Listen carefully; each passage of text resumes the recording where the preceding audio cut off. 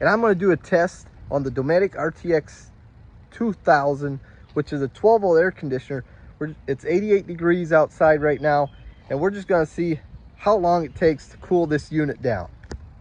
Okay, so I've got it running here on boost mode, and we're going to see how quickly it cools down this unit.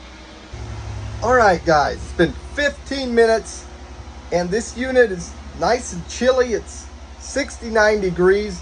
It's still running at full blast because we've got it set at 62 degrees. So what I would recommend now, so 15 minutes, we got it cooled down. Remember, it's 90 degrees outside. And so we've got it cooled down. Now is a great time to set it to wherever you want it, right around 70 degrees maybe, and then put it on eco mode and automatic. So you got great insulation, large battery pack, large solar system, and low voltage appliances equals sustainability.